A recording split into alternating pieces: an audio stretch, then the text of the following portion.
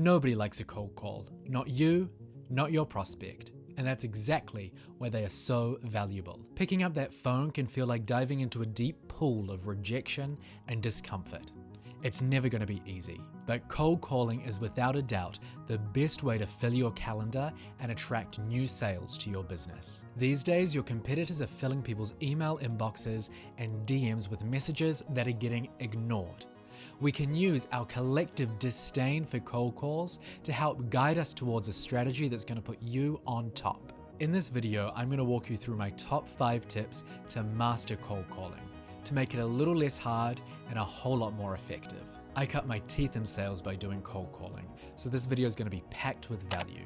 Hit the like button and subscribe to Selling Millions so we can grow your sales toolkit and help you make more money.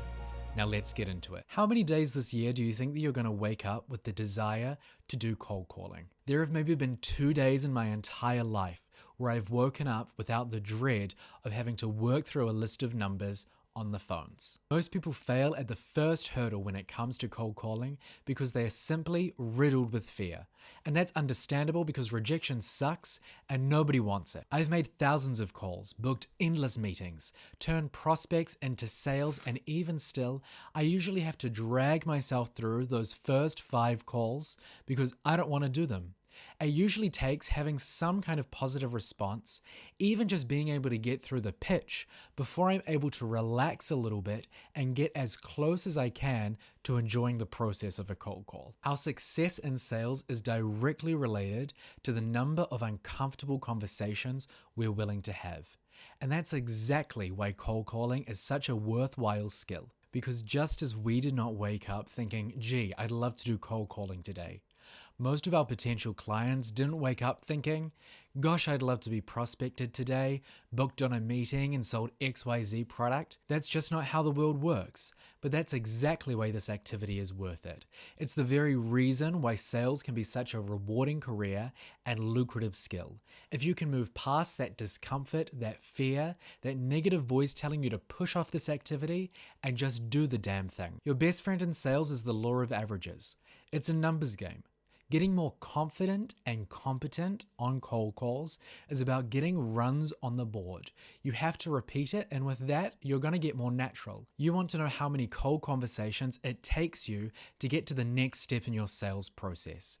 And don't take the no's, the rejections, the frustrating objections on the way personally. Then we're going to work away over time at increasing your average so that you work smarter and not harder. The little tricks that you can do to get out of your own way are going to look a little bit differently depending on what industry you're in. If you're a solo entrepreneur working at home, or if you're going into the office with your sales team. In Atomic Habits, James Clear talks about habit stacking as the way that we can coax ourselves in to those 1% daily improvements towards our goals. Take that habit that you already have strong in your life, like your morning coffee, and stack on top of it that action that you want to take that's going to get you towards your goal. When I started cold calling, I was working in an office. So when I got to that sales floor, what I had to do was put in my AirPods, turn on noise cancellation, and get through that list no matter what, before any other activity in my day, before checking my emails, taking a coffee, checking Slack, going through internal messages. I knew that my one task to get done was to get through that list. Just do it. It's going to pay dividends. When we do start calling, there's a huge void in front of us. That gap is the status gap that we cannot avoid between us calling, wanting something, and the person that we're calling having all the power in the world to hang up. Once we get over our fear of starting, we have to smack away that fear of rejection because as quickly as possible, we want to establish ourselves as a peer. This is a crucial point and it's going to permeate multiple elements of our call. But first, before we address what you're saying, we have to look at how you're saying it, particularly at the beginning of our call. The first thing that I want you to notice is the pace at which you're talking and start to slow that down. The slower you talk, the more in control and authoritative you seem. And when we get on the phones, we have this tendency to start rushing and talking because we get nervous. because we're trying to follow our script and we want to catch ourselves before we seem like we are word vomiting through a script. Now, the other thing that tends to happen as we start to talk faster is our tone starts to go up. That's called telemarketer tone, and we want to eliminate it. That upwards inflection that happens at the end of a sentence, like this, it makes us seem really uncertain. And in my accent, it's something that I really have to pay attention to, because in New Zealand, we tend to go up at the end of our sentences. And to be more authoritative, we want to put the inflection down. So these are the first two things that you can train yourself on really easily: your tone and your pace. Both of them are going to set the rhythm for the call. The other thing that there is no avoiding when we're starting cold calling is we're often dealing with a script. Virtually no company is going to put you on the phone without giving you a sales script.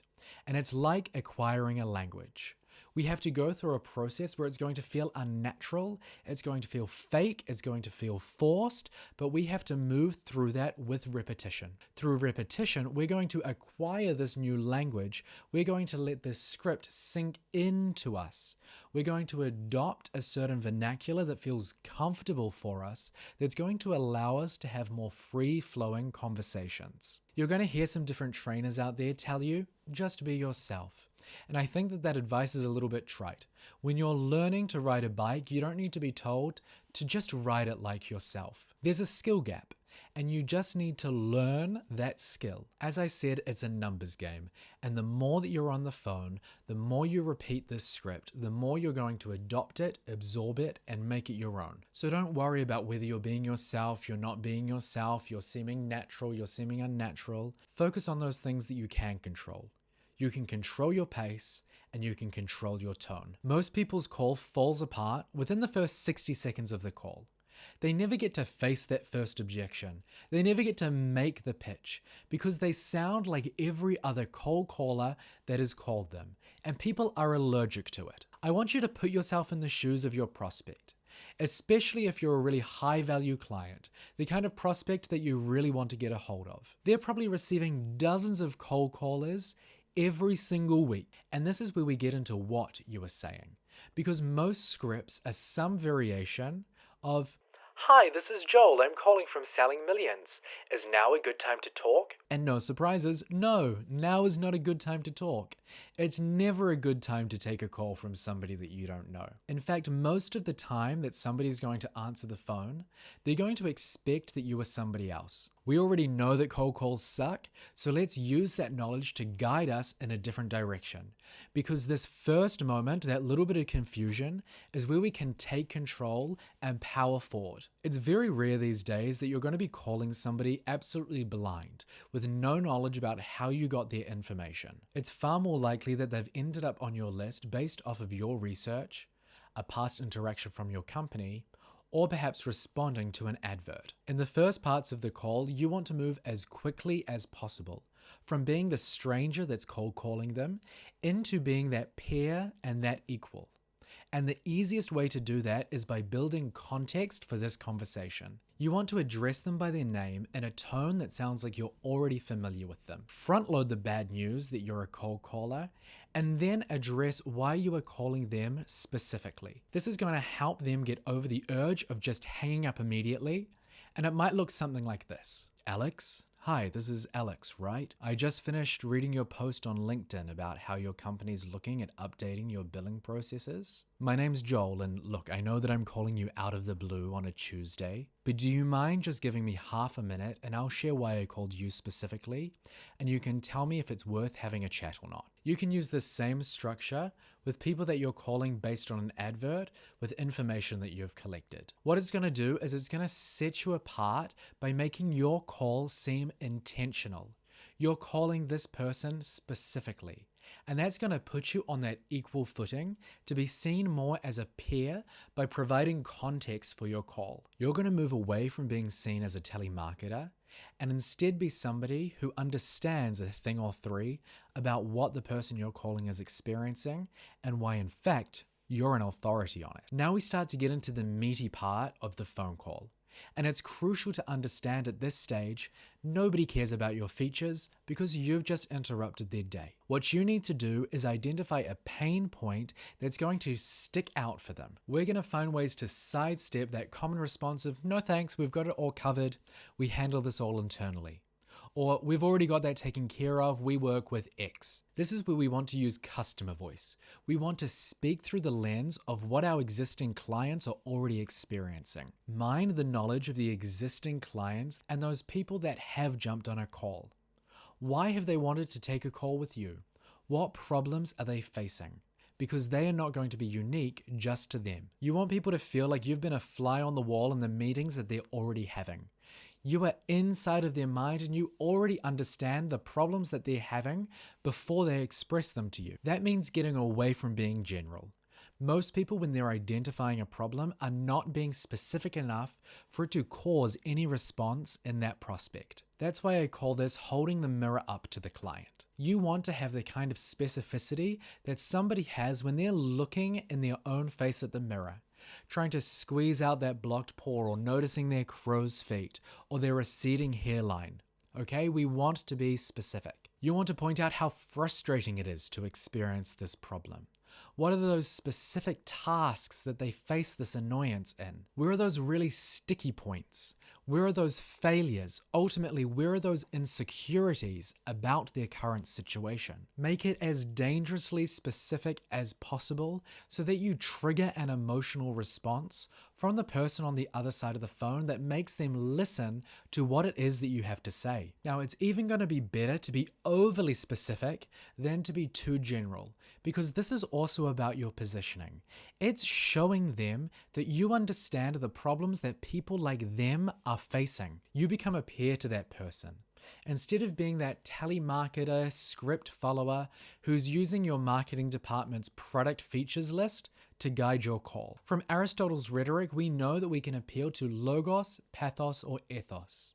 A person's logic, their emotion, or the credibility of the presenter. Even with business-to-business calls, logic is often not the place that that person is responding from. Because remember, you are talking to a person on the other end of the phone. You're not talking to a company or a department. So we want to appeal to that person's emotion and establish our credibility as a presenter. You unlock the person and therefore their company when you're able to appeal to their pain, their discomfort, their frustration, more than you do by listing product benefits. If around 80% of the conversation is focused on these pain points, then you're able to move them towards the close with one sentence. We solve X problem with Y product. This is where we get to your low friction ask. Ideally, you've been on the phone with somebody who is busy because those people are decision makers. So you want to make it as easy as possible for that person to say yes to whatever it is that you're wanting from the call. We're going to use a two-step close because we want to open that door and judge if that person really is interested before we go and ask them to schedule a meeting and take up more time. We're going to reference that closing sentence from before. Would you be open to taking a look at how we can use X to solve this problem? Are you opposed to learning more when I'm not calling you out of the blue? And if they give you a positive indication at that point, great, now you go in for the close with a bit of a choice. That's amazing. Should I go ahead and schedule a call? How about tomorrow or Friday at midday or 2? You want to give them that choice because the choice makes it easier to make a decision. And as I said, we want it to be as easy as possible for this person to move forward. That choice is going to give them a little bit of power back because they're a busy person and they're going to be in control of their schedule. Now, this is not by any means an exhaustive training on cold calling, but they are my top tips that are going to supercharge and make your cold calls so much more effective. They're never going to be the easiest things in the world, and there are tons of strategies that you can apply to get better results. I know that when you start applying some of the tips from this video, you're going to notice how much smoother and easygoing your cold calling is. So go ahead and hit that like button and remember to subscribe to Selling Millions because we're going to build your sales toolkit and grow your commission. Why don't you check out this video? where we look at automation in our industry and whether artificial intelligence is going to put us all out of sales jobs anyway.